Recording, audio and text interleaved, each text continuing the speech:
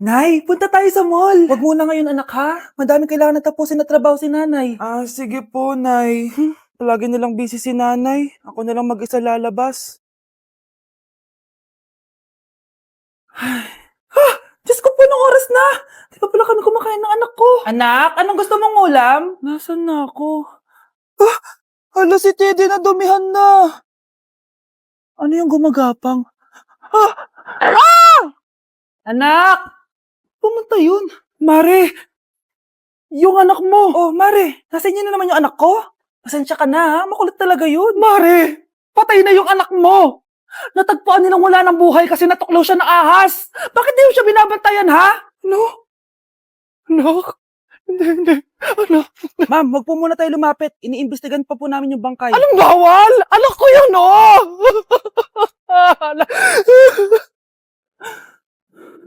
Nay, punta tayo sa mall. Anak, buhay ka? Sige anak, labas tayo. Punta tayo ng mall. Yay! Pumunta kami ng mall. Oh anak, nag-enjoy ka ba sa mall? Opo, Nay. Nag-enjoy talaga ako. Kaso, nagugutom na ako, Nay. Kumain ka na, anak. May tira pang pagkain dyan sa lamesa. May aasikasuhin na ako trabaho, ha? Sige po, Nay. Ang sarap! Salamat naman at nabuhay ang anak ko. Anak, tapos ka na ba Anak? Anak! Anak! Ayoko mawala ka ulit sa akin! Nay, punta tayo sa mall! Bumalik na naman ako. May sumpa ata tong kwintas na to. Kailangan kitang itapon para tumigil na tong sumpa na to.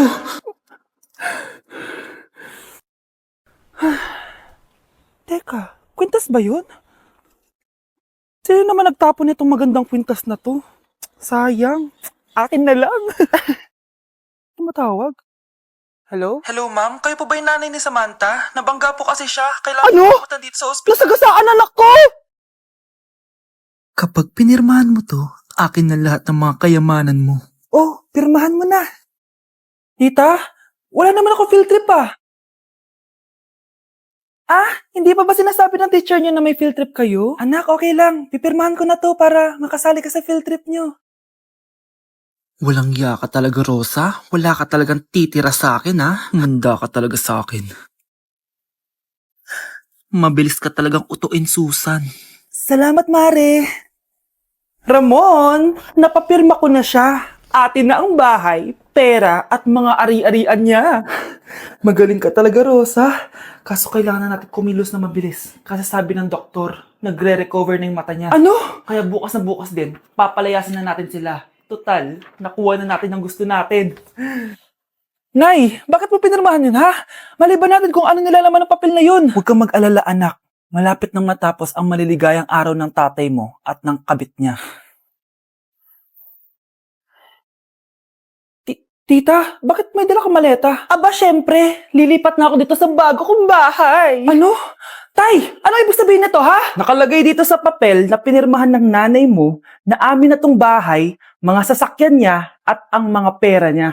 Napakahayop nyo! Bakit ang ingay? Ano nangyayari? Nay, kinuha na nila lahat sa atin! Ayan, magsama kayo mag-ina. Ngayong nasa amin na ang lahat, pwede na kayong lumayas. Ramon, magsa-celebrate tayo, ha? Ang galing niyo din, no? Ha? Nakakakita ka? Bago kayo mag-celebrate, i-check niyo muna kung pirma ko ba talaga yung nakalagay dyan. Hindi pwede to. Tay. Attorney, kita mo naman kung anong ginawa na tong dalawang to, di ba? At nandito na rin ang ebidensya na magpapatunay na naghaharutan sila sa loob ng bahay ko. Anong gagawin niyo sa amin, ha? Mahal, huwag mo naman gawin sa amin to, please, oh. Magbabago ako, please. Oh, sorry kung natatapakan kayo pagka-love team nyo, ha? Arestuhin nyo na yung mga yan. Mag-celebrate kayo sa kulungan. Kayong dalawa, sumama na kayo sa akin sa presinto.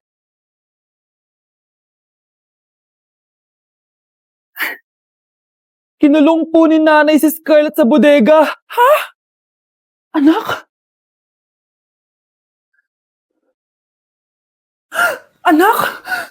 Walang iya talaga yung tita mo. Anak, sorry kung ngayon na ako nagpakita. Pinakulong kasi ako ng babaeng yan! Deserve mo makulong! Ikaw ang ikukulong namin dahil child abuse ang ginagawa mo. Ano? At hindi mo na din makukuha ang 50% ng mana. Hindi pwede! Nay, Masaya ako na nandito ka na. At hindi na din tayo maghihirap dahil sa pamana ni tatay. Masaya din ako, anak. Siyempre kasama ka dito, Samantha.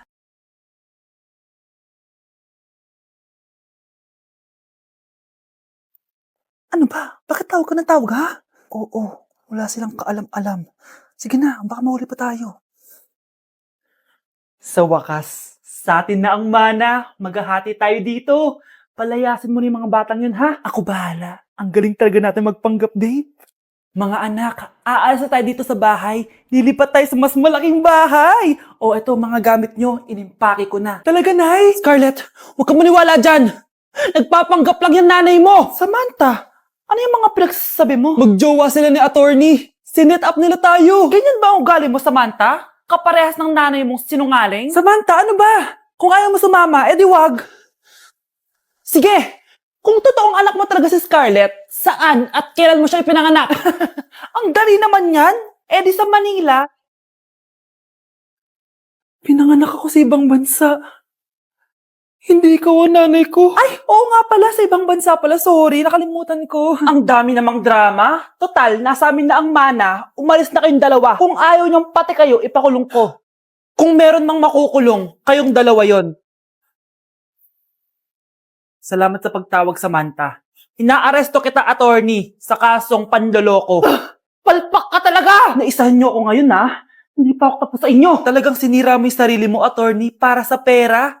At ang dami mo na palang naloko. Samantha, huwag na tayong maghiwalay, please. Oo, Scarlett. Dito lang ako palagi sa tabi mo. Kayong dalawa, mag-ingat kayo palagi, ha? Gamitin niyo na maayos sa pamana ng tatay niyo. Salamat po. Gusto mo ba talaga ako makilala, Scarlett? Oo, dahil hindi ako matatahimik. Magkita tayo malapit sa puno ng mangga. Ako ikaw, Scarlett. Galing ako sa future. Paano? Paano nangyari yun? Basta, Scarlett, ayusin mo yung mga desisyon mo sa buhay, ha? Sige na, baka mahuli pa ako ng mga humahabol sa akin. Sandali! Sino humahabol sa'yo? Sino ba yung humahabol sa kanya? May mangyayari ba masama bukas? Bakit di pa siya tumatawag sa akin? Nay, si Biana po, pumasok sa school. Gumala daw kasama yung mga kaibigan niya. Tumatawag? Hello? Si Scarlett po ba to? Kaibigan po to ni Brianna. Nakidnap po siya kanina. Hindi ko po alam anong gagawin. Tulungan niyo po kami. Sinakay po siya sa van. Nay, si Brianna! Nakidnap! Diyos ko! Anong gagawin natin, anak? Bakit tayo mo sumagot? Sabihin mo sa akin anong gagawin ko? Nay! Nay! Saan pumunta si nanay? Scarlett, dyan ka lang ha. Pupuntahan ko yung mga kidnapper. Napakadelikado naman ang ginagawa mo, Nay! Diyos ko, anong gagawin ko? Hello? Buti naman tumawag ka na. Alam mo, kasalanan mo lahat to eh. Kung pinaalam mo sana na makikidnap si Brianna, hindi sana pinigilan ko siya. Scarlett, may malaki tayong problema. Nasa bahay niyo yung humahabol sa akin. Magtago ka na. Scarlett! Nay! Oo, Scarlett. Galing ako sa future. Ikaw ba yung humahabol sa isang Scarlett? Hindi ko na siya kailangan. Ikaw ang solusyon. Solusyon saan? Dahil sa paulit-ulit na pagbabalik niyo sa nakaraan, lalong lumalala ang sitwasyon namin. Hindi ko maintindihan. Kailangan mo na mamatay! Matagal na dapat kaming patay ni Brianna. Pilit mong binabalikan na nakaraan. Kaya ikaw ang papatayin ko. Nay! Panaginip lang pala lahat yun. Oo anak, okay ka lang? Si ate kasi panay puyat kaya ganyan siya. Nay, Brianna, buhay kayo? Oo ate, buhay kami. Okay. Anak, sumama ka na sa amin. Sumama ka sa akin. Unang tanong, magbigay ng bagay na nagsisimula sa letrang K. Okay, Samantha? Kuko? Kuko is 3 points lang. Sayang. Okay, ikaw naman, Scarlett. Sisimula sa K. Kifi. Kifi is the top answer. Yes. Okay, next. Magbigay ng parte ng katawan. Scarlett, dahil ikaw ang nakahula ng top answer, ikaw ang mauuna. Pantog. Basic. Pantog is 10 points. Ha? Bakit 10 lang? Samantha, pwede ka bang bumawi? Parte ng katawan? Esophagus! Esophagus is the top answer! Yun! Eto na! Sino kaya sa inyong dalawa ang mananalo ng 1 million pesos cash? Akin na tong 1,000,000. Humanda ka sa akin, Scarlett. Anak, ayusin mo! 1 million yan! Mauna tayo kay Samantha. Ano ang bagay na mahaba at matigas? Mahaba at matigas? Tornilyo? Tornilyo is 50 points! Pero, hindi ito ang top answer natin, ha? Okay, Scarlett, may chance ka pa na hulaan ang top answer. Bago ko sagutin yan, Nay, kung nanonood ka man, eto na yun, Nay! Mananalo na